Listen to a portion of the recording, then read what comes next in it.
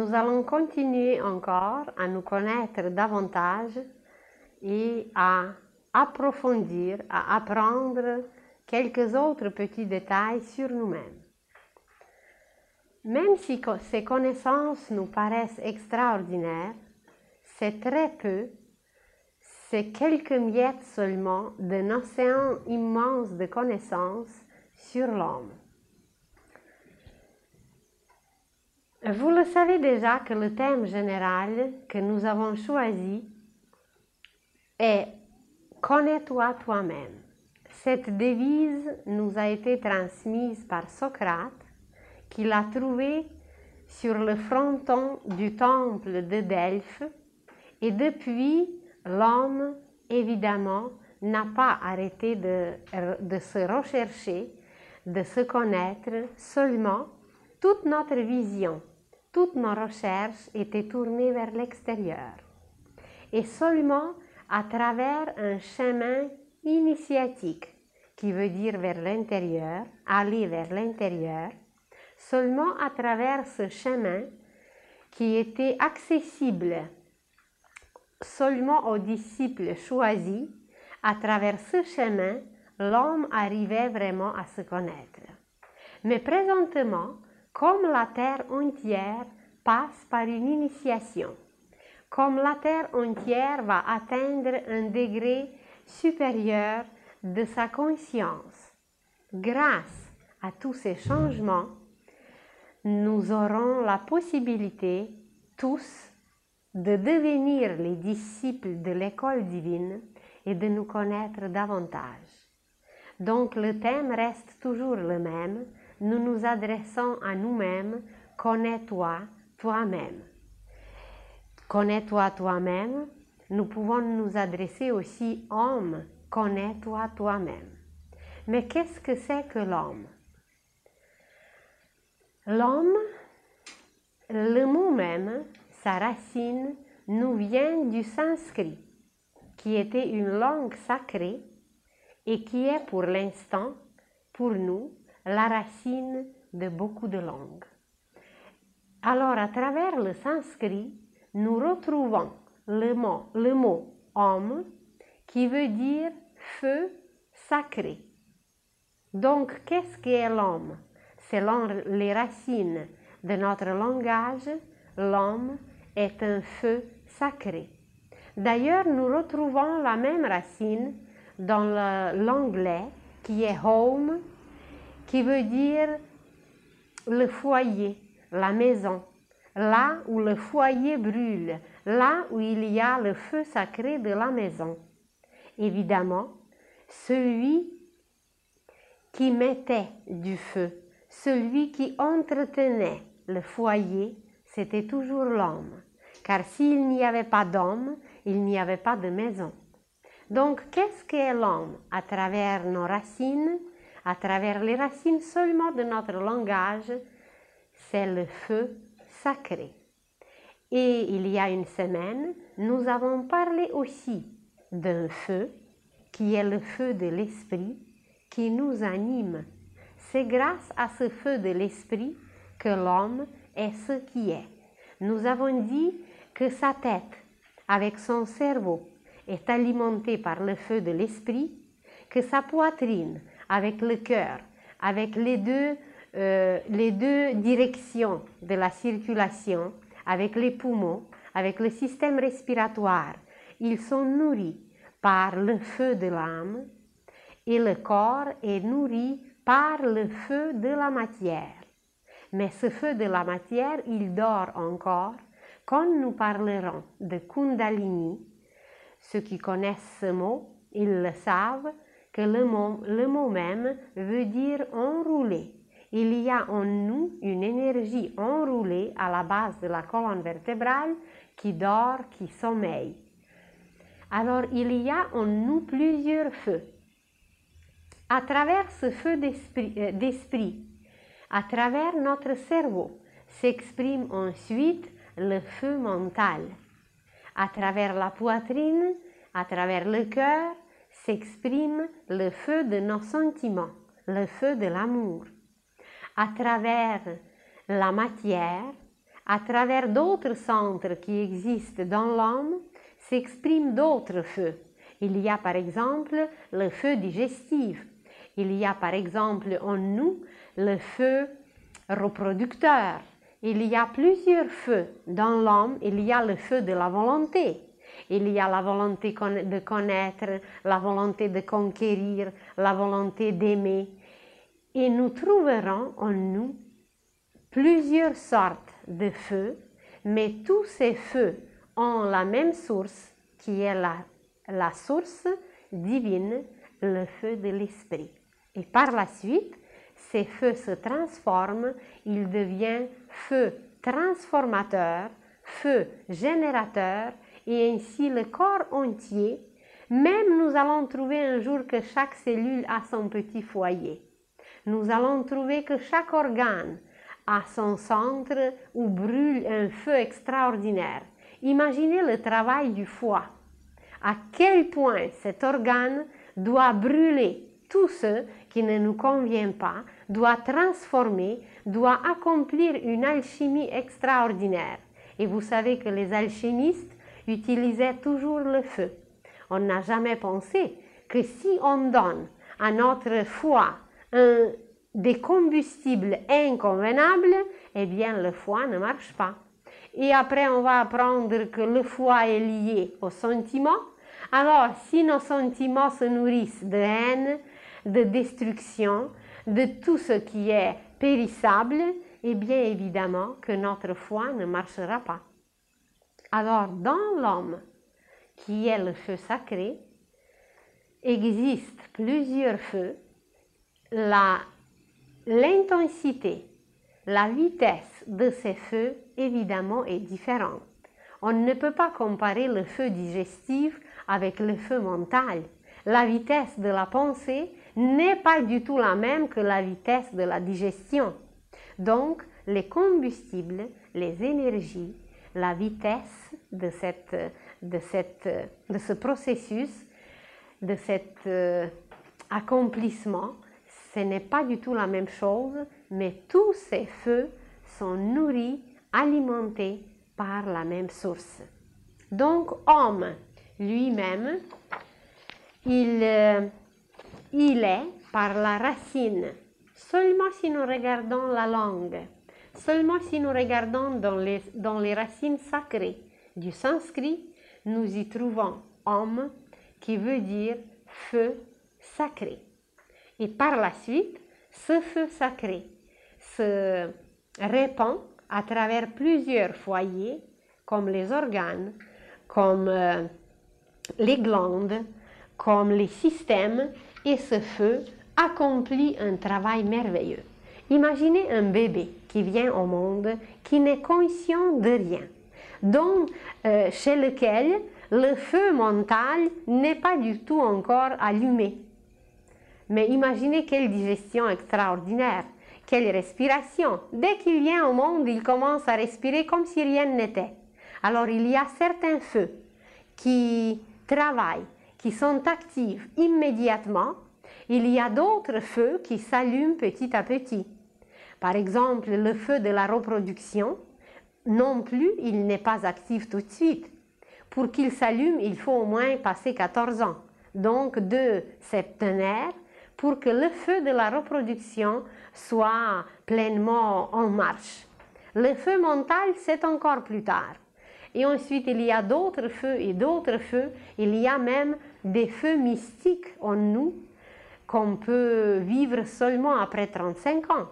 Vous allez dire, mais est-ce qu'il n'y avait pas de mystiques plus jeunes? Oui, mais il y a aussi une analogie symbolique dont nous parlerons plus tard.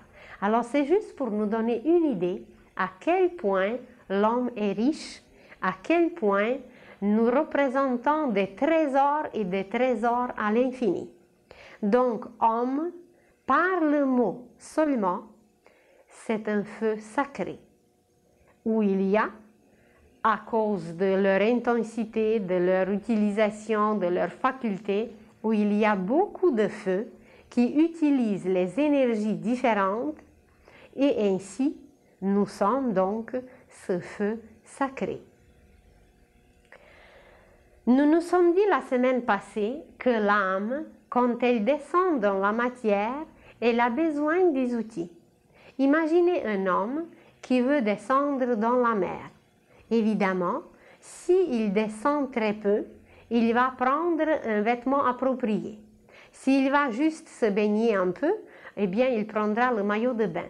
S'il va descendre un peu plus profondément, il va prendre un costume convenable qui va le protéger. Mais imaginez s'il veut descendre au fond de la mer.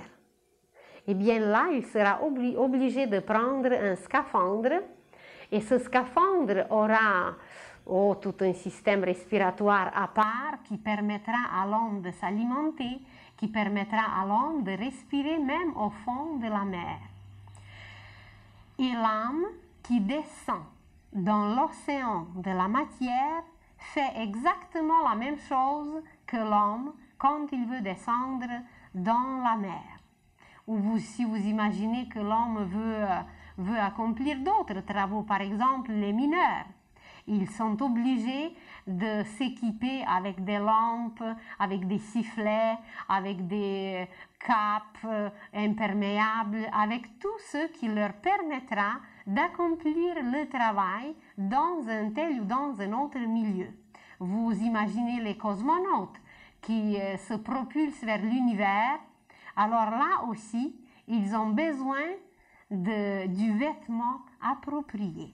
Alors l'âme, cette lumière blanche, cette lumière intense, pour qu'elle puisse œuvrer, pour qu'elle puisse modeler la matière, elle a besoin de vêtements appropriés.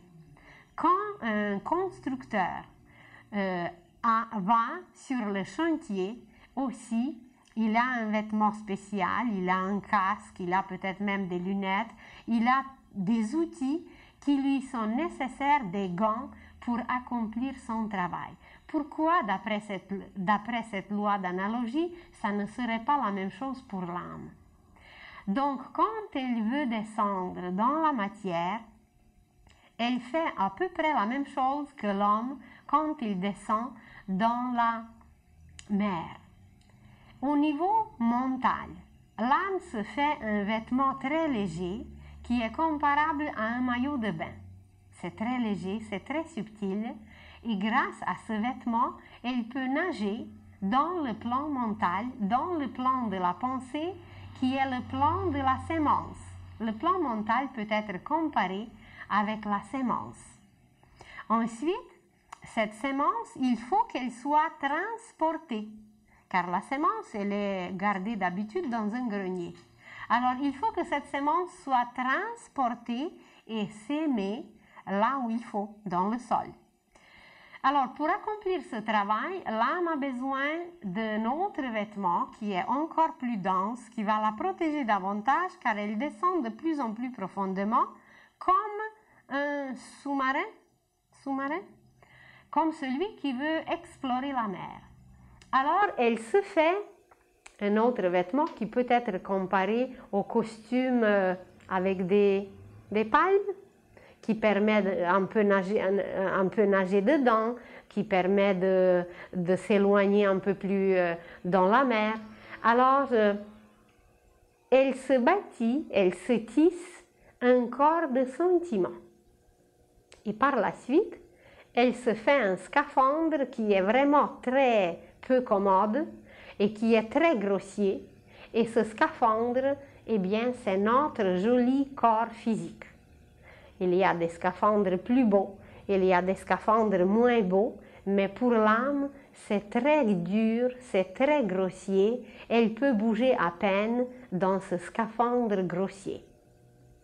Maintenant, si nous nous regardons d'en bas, là on est descendu très rapidement du niveau de l'âme jusqu'au corps physique en nous comparant aux vêtements de celui qui veut explorer la mer.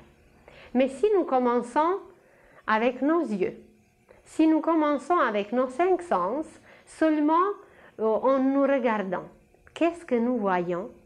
Eh bien, nous voyons notre corps qui anatomiquement, médicalement, scientifiquement a été déjà étudié et qui peut être présenté comme un amas comme une composition de solides, de liquides et de gazeux. C'est prouvé, c'est sûr et certain que nous avons des eaux qui représentent les solides.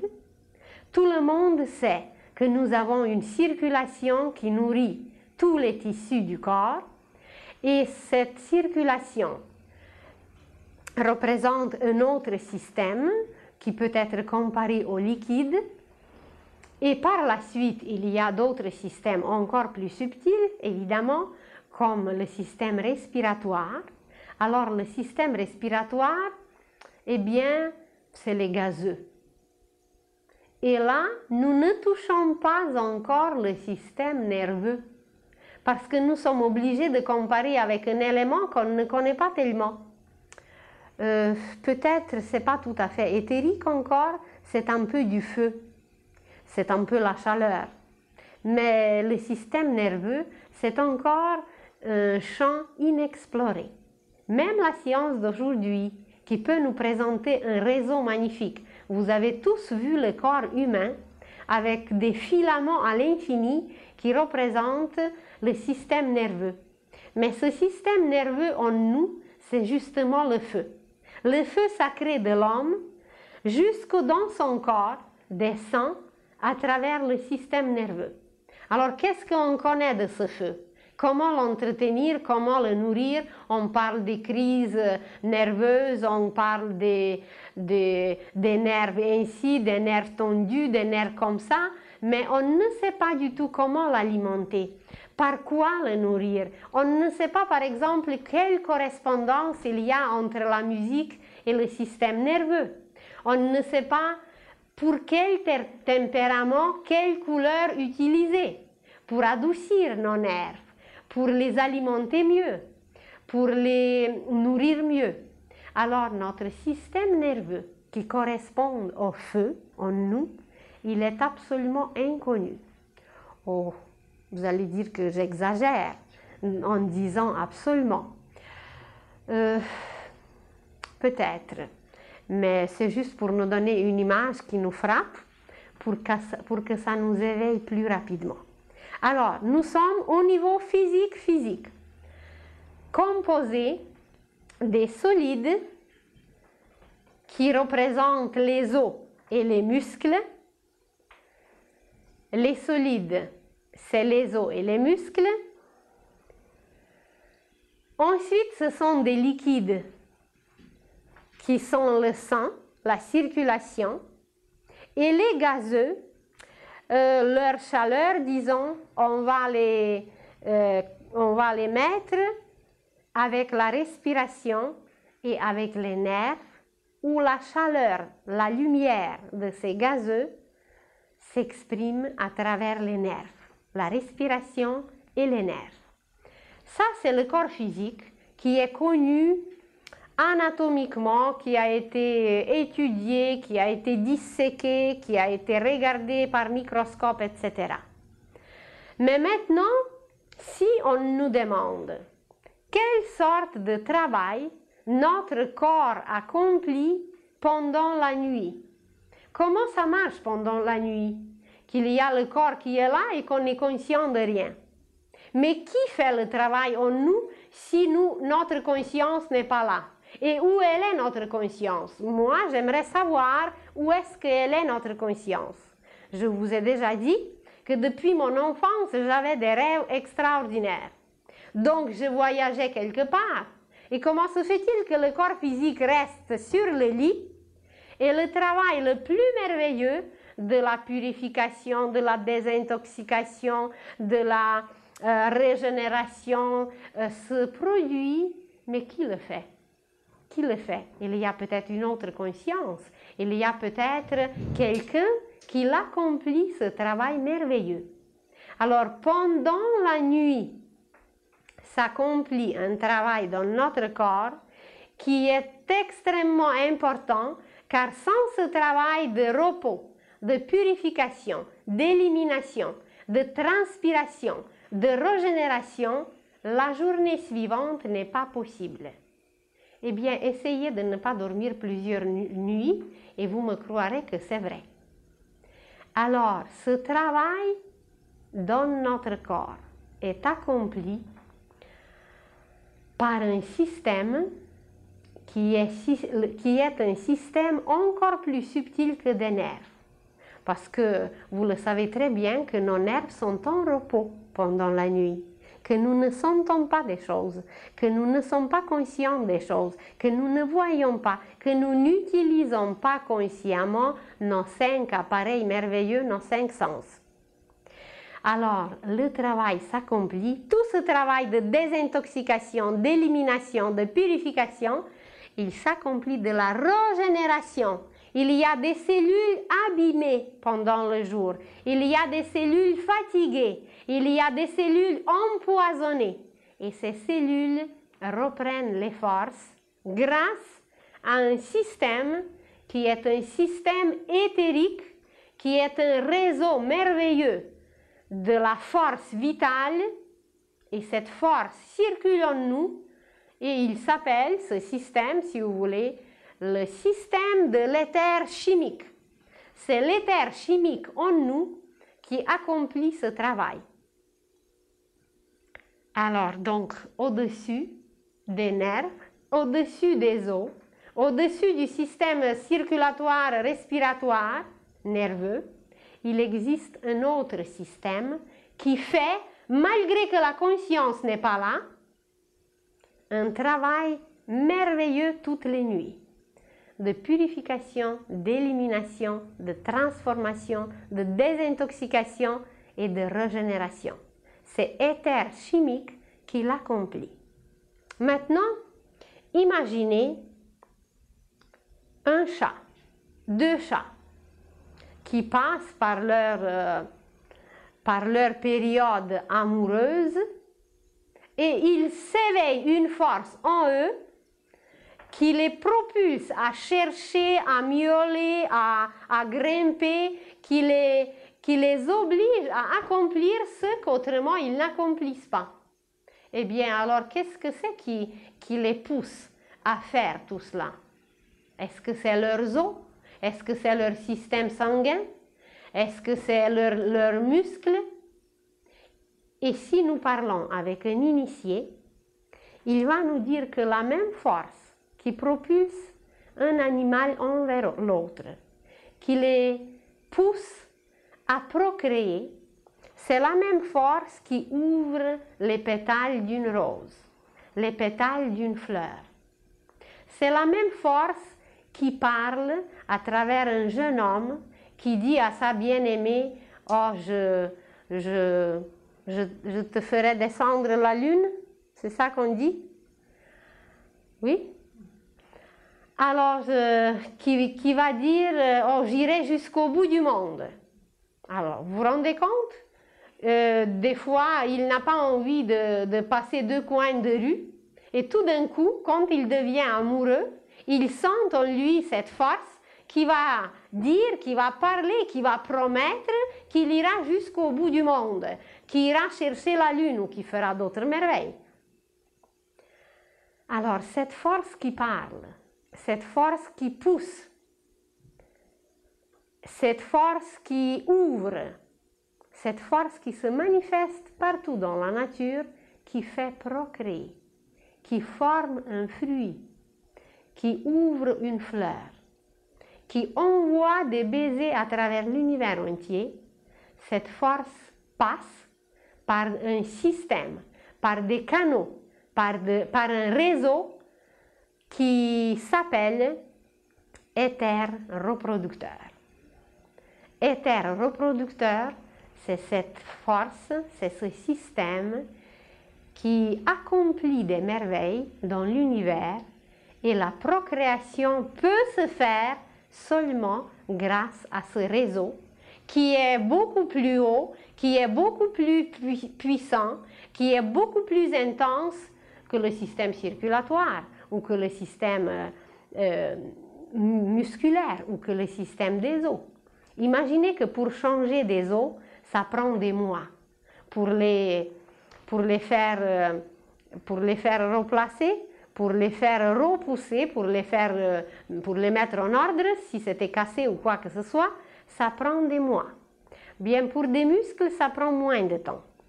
Pour la circulation, ça prend encore moins de temps. Justement, cette force dont on parle, imaginez un amoureux et puis qu'ils se rencontrent, deux amoureux. Alors, surtout la fille, évidemment, elle va rougir immédiatement. Elle va devenir rouge. Mais qu'est-ce que c'est cette couleur rouge?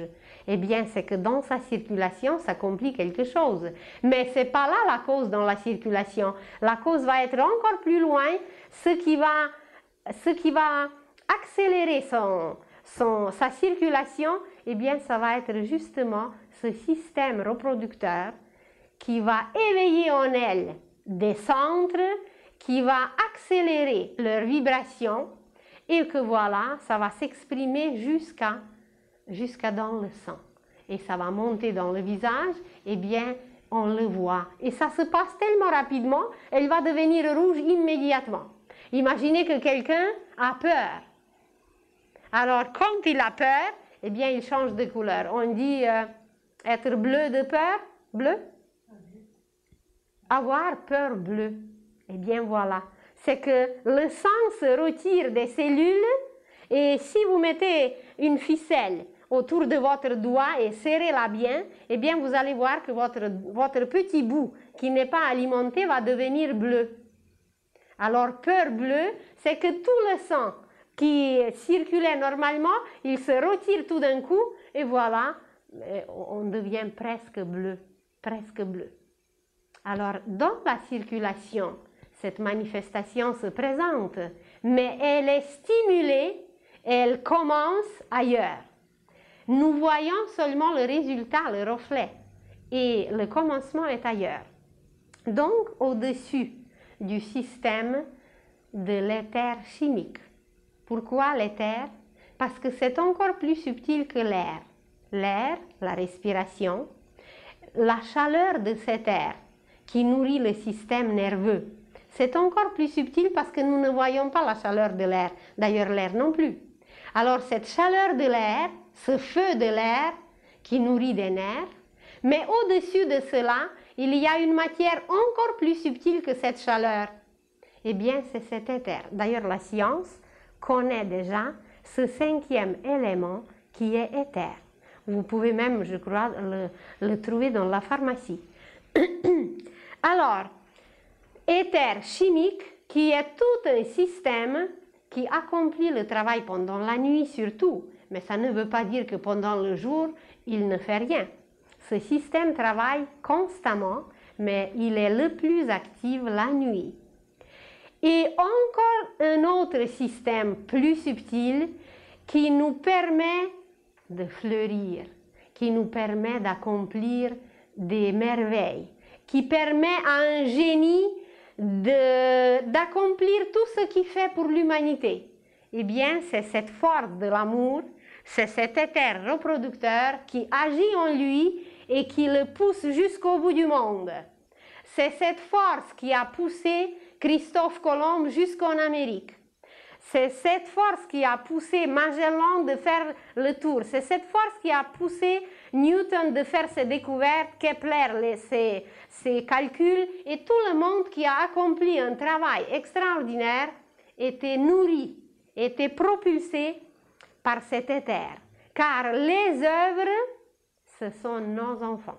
Ce n'est pas seulement les enfants physiques qui sont nos enfants.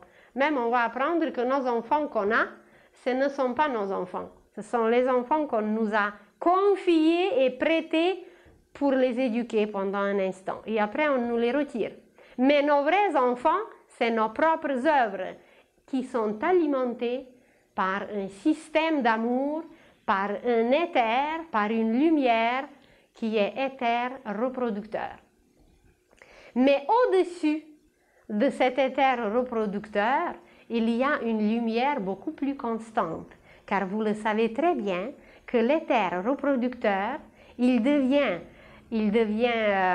actif à un certain moment, chez l'homme par exemple, chez les animaux, à une certaine période de l'année, et pendant toute l'année après, il est moins actif ou pas du tout. Chez l'homme, il est actif beaucoup plus déjà, parce qu'il peut exprimer davantage son génie, on en parlera une autre fois. Qu'est-ce que c'est que la force du génie? Mais quand il arrive ce que nous nommons vieillesse, cet éther reproducteur, il est beaucoup moins actif. Évidemment, dans les œuvres créatrices, l'homme peut être encore actif, mais quand même, à une certaine période, cet éther, ce système, il s'affaiblit et il est moins actif. Mais au-dessus de lui, il y a un autre système qui est encore plus subtil, qui s'appelle éther-lumière. Cet éther-lumière nous colore tout d'abord. Tout ce que nous voyons autour de nous comme couleur, imaginez les plumages des oiseaux.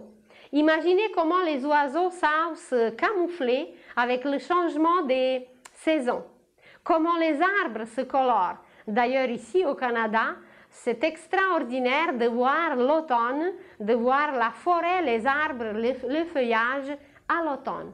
Alors, c'est ce système de l'éther, de lumière qui travaille. Regardez vos yeux, la couleur de vos yeux. Regardez la couleur de vos ongles. Regardez la couleur de la peau, la couleur des lèvres, tout ce qui nous colore. Et c'est beaucoup plus constant. On ne change jamais la couleur des yeux.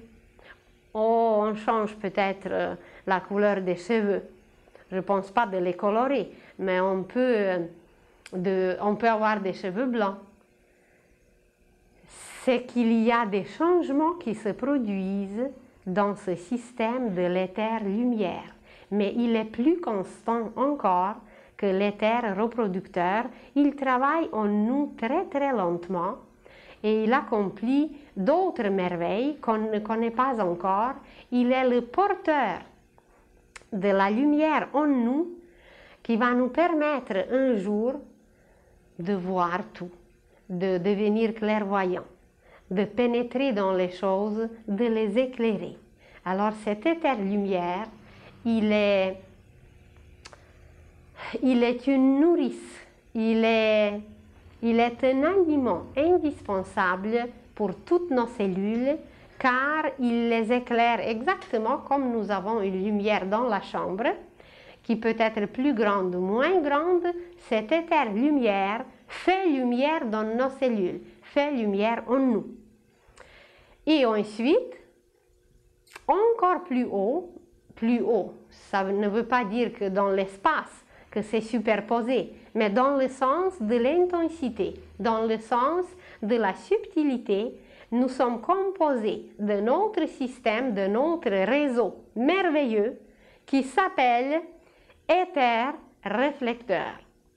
Et grâce à cet éther réflecteur, l'univers entier se reflète en nous et nous sommes reflétés dans l'univers entier.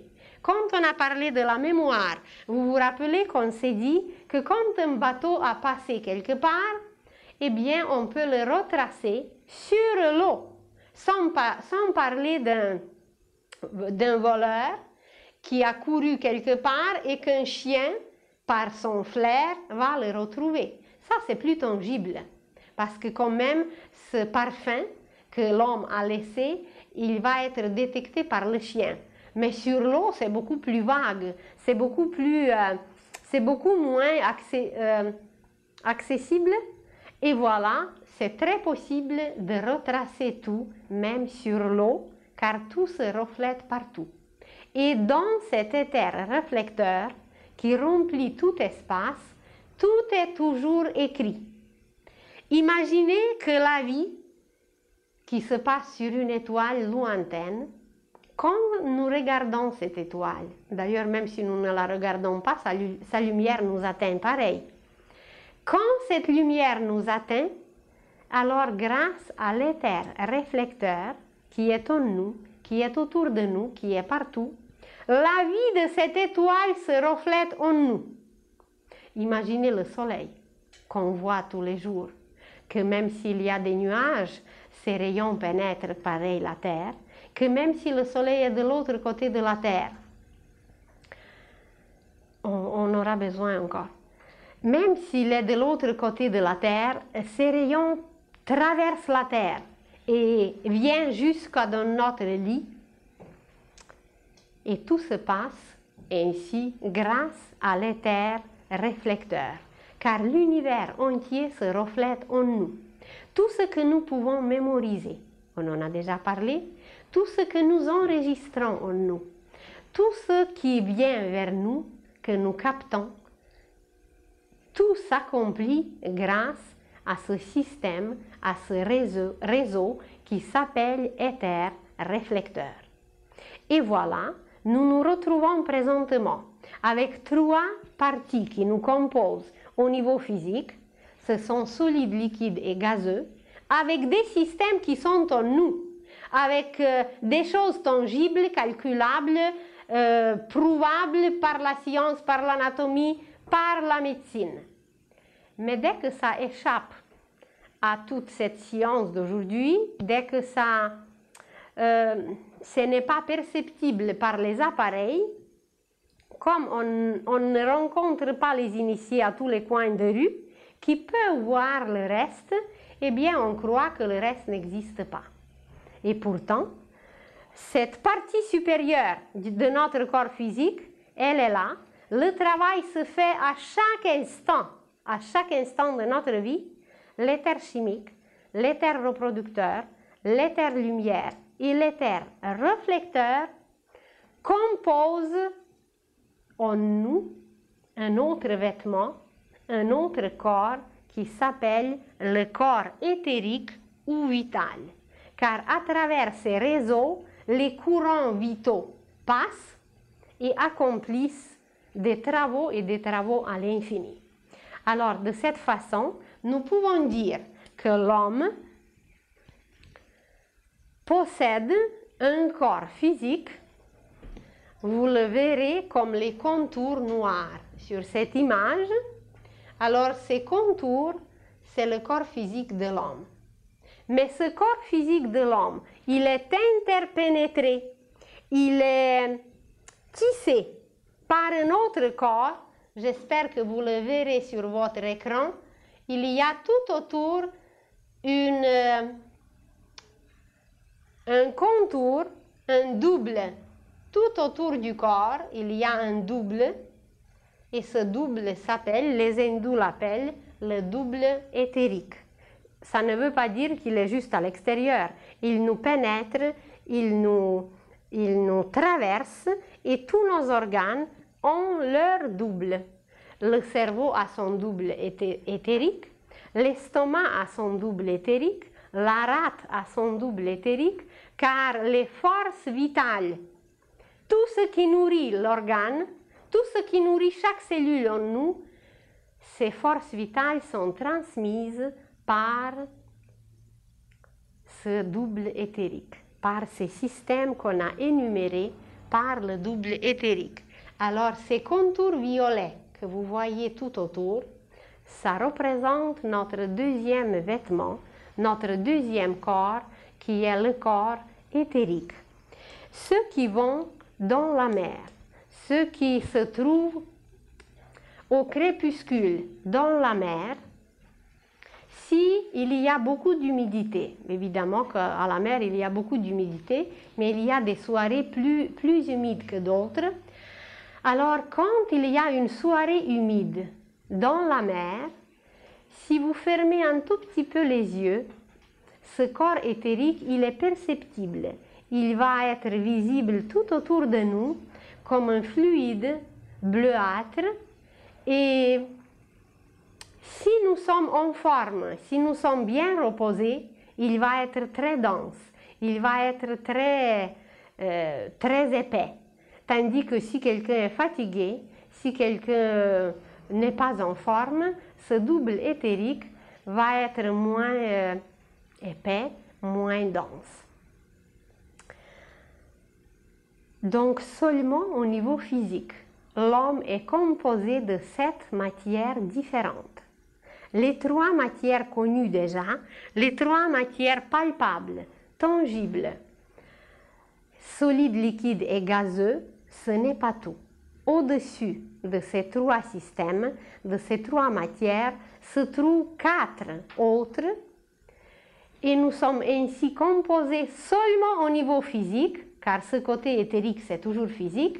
Nous sommes ainsi composés de 7 matières différentes et notre corps travaille avec ces 7 matières différentes. Vous allez dire, est-ce que le corps travaille avec les os? Mais certainement. Si vous regardez un homme âgé, vous le voyez bien comment il est courbé. Ça veut dire que ses os se sont courbés. Donc, ses os ont travaillé. Si vous voyez quelqu'un qui a fait un travail très longtemps d'une certaine matière, il a répété toujours les mêmes gestes, les mêmes gestes, les mêmes gestes, ses muscles se sont tellement habitués, tellement renforcés d'un côté, que ça devient même visible. Vous regardez un homme sportif, celui qui a beaucoup exercé ses muscles. Alors vous le voyez très bien comment sont ses muscles, beaucoup plus travaillés, beaucoup plus visibles que chez un homme qui n'a pas fait ce travail. Quand il s'agit du système circulatoire ou respiratoire, pourquoi ça ne serait pas la même chose? Pourquoi nous croyons que si je veux me préparer pour les Jeux olympiques, imaginez que vous décidez aujourd'hui même de vous préparer pour les Jeux olympiques futurs. Eh bien, si vous décidez aujourd'hui et les Jeux olympiques ont lieu demain ou dans peu de temps, bien j'en doute que nous serons capables d'y participer. C'est que ça prend du temps. Ça prend à s'exercer, à se nourrir des énergies, à brûler des énergies, à utiliser beaucoup d'énergie, bien pour s'exercer, pour pouvoir accomplir quelque chose. Alors si c'est valable pour nos muscles, celui qui passe par la période de convalescence, celui qui passe par la période de convalescence, vous savez très bien qu'on lui fait exercer des membres, des parties nécessaires.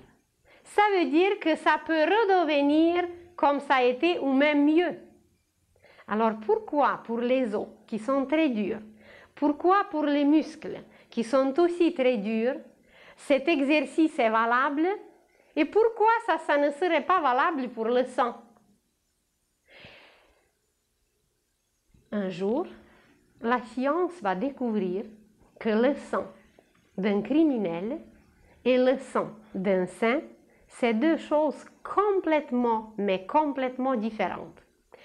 Évidemment, une certaine composition chimique, un certain aspect anatomique ou physiologique, il y aura une ressemblance, il y aura les éléments semblables.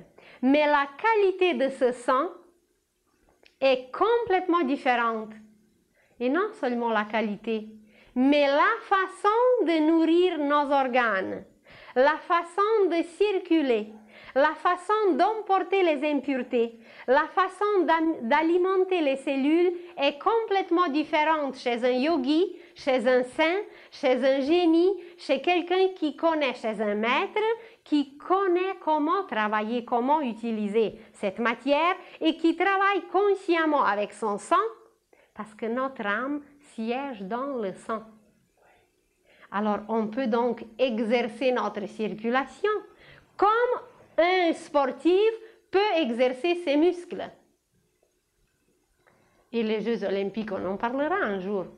C'est tout un événement initiatique, les Jeux olympiques, qui en apparence font travailler nos muscles, mais toute volonté qu'il faut utiliser, tout le but qu'on se donne et beaucoup de choses qui accompagnent tout cet apprentissage et préparation, c'est qu'il y a un côté initiatique qu'on ne connaît pas.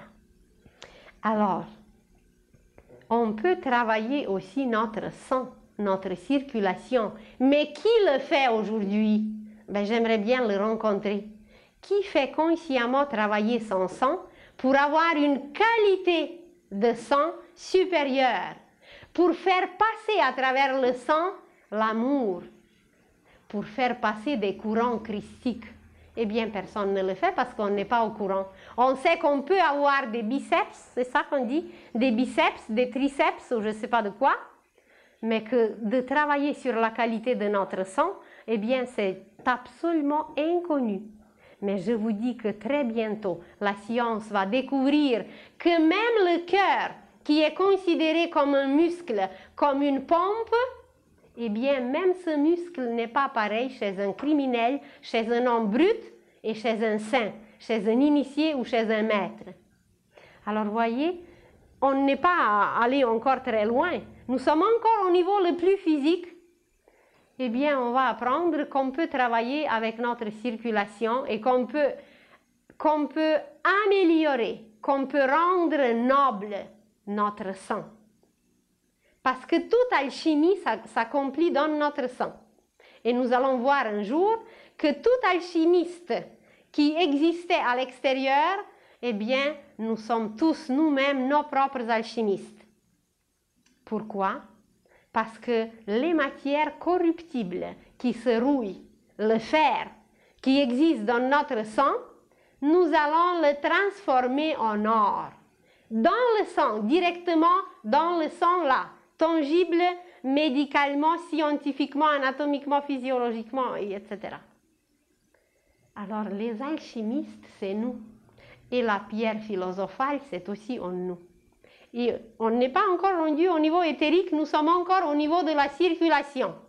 Sans parler des os et des muscles, au niveau de la circulation, il nous attend un travail le plus merveilleux, c'est que nous allons tous devenir des alchimistes. Parce que c'est dans le sang que nous allons préparer une possibilité, une demeure pour l'âme universelle. Et cette âme universelle, c'est le Christ. Et on nous a prédit sa deuxième venue. Et sa deuxième venue, c'est pas à Jérusalem, c'est pas en Palestine, c'est pas à un endroit quelque part, c'est pas en Californie. C'est dans notre sang. C'est dans notre cœur qui propulse le sang, évidemment. C'est là qu'il va venir. Mais seulement quand on aura le cœur pur. Jésus ne nous a pas demandé, apprenez des merveilles, allez-y explorer l'univers et puis faites des prodiges mentaux, psychiques, etc. Il a dit, ayez le cœur pur. Mais c'est toute une phrase. C'est tout ce travail dont je vous parle. Oh, je ne peux pas vous exposer tout, évidemment, mais c'est le travail sur notre propre sang. Mais comment le faire? Eh bien, par une seule phrase, la réponse, c'est que nous allons vivre raisonnablement. Nous allons mener une vie sensée. Nous allons changer notre façon de vivre. Au lieu de nous nourrir des déchets, au lieu de nous détruire par une musique incroyable, au lieu de vivre dans l'enfer, nous allons vivre dans le paradis. Mais c'est à nous de le faire, c'est à nous de le former d'abord à travers notre propre sang. Alors le fer qu'on a, qui se rouille, qui nous fait mourir, c'est grâce à ce fer que nous mourons, nous allons le transformer en or.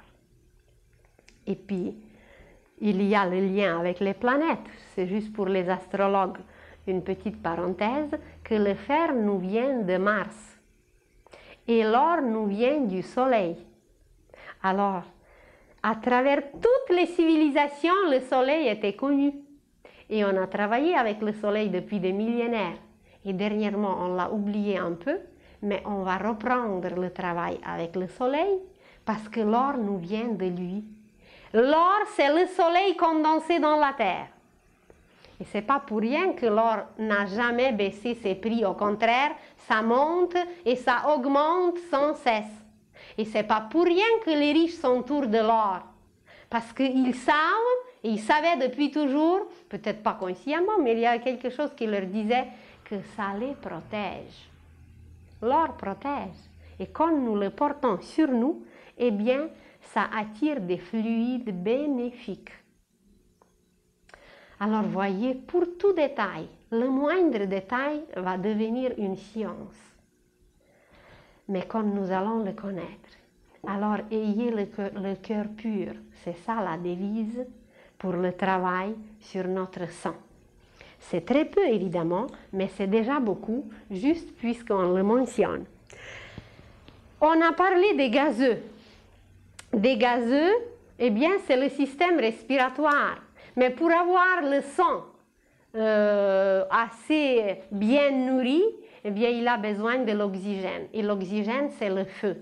L'oxygène, c'est une lumière. Alors, bien sûr, on n'a pas dans la ville des montagnes, on n'a pas toujours l'air pur, mais nous allons rechercher les montagnes, nous allons rechercher la nature, nous allons respirer l'air pur parce que nous serons conscients qu'il faut nourrir notre sang, que pour transformer le fer en or, que pour accomplir cette alchimie, vous le savez bien, que les alchimistes brûlaient certains éléments purs. Eh bien, parce que si c'est impur, le feu s'éteint. Alors nous allons rechercher, non seulement rechercher tout ça, mais nous allons apprendre à respirer. Je vous ai déjà dit que les Occidentaux ne savent pas respirer.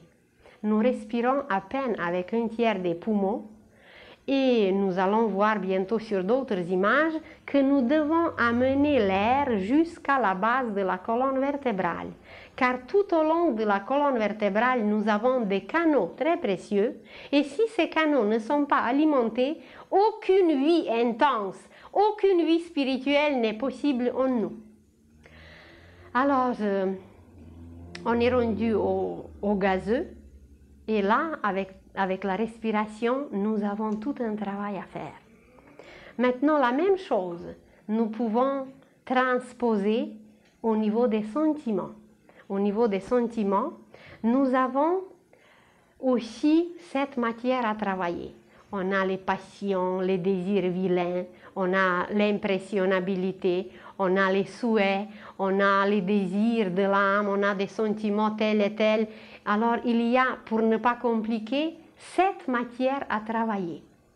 Et ces 7 matières sont comparables aux solides, aux liquides, aux gazeux et aux éthers du monde physique. Et si nous montons au niveau de la pensée, eh bien c'est la même chose, nous allons trouver encore cette matière différente. Il y a la pensée, je dois acheter du fromage Kraft. Eh bien, vous serez d'accord avec moi que la qualité de cette pensée n'est pas la même que, par exemple, aimez-vous les uns les autres, ou ayez le cœur pur, ou connais-toi toi-même. Tout ce que les philosophes nous ont transmis, ce n'est pas la même chose. Alors, nous sommes composés ainsi de 7 corps différents et dans ces corps, nous travaillons 7 matières différentes. Il y a le corps physique dont on a parlé, il y a le corps éthérique, il y a le corps astral, il y a le corps astral ou sentimental, le corps mental et par la suite, il y a d'autres corps dont nous parlerons plus tard, qui représentent nos matières subtiles, spirituelles, et nous sommes constamment en relation avec ces matières, mais nous ne les connaissons pas. Donc l'homme a 7 vêtements, 7 manteaux, 7 robes, 7 costumes différents, et l'âme s'exprime à travers ces costumes. Elle utilise ces outils pour se manifester dans le monde physique. Alors, de cette façon, l'homme, ce feu sacré, il se présente comme 7 couleurs, comme 7 matières différentes à travers ces 7 corps.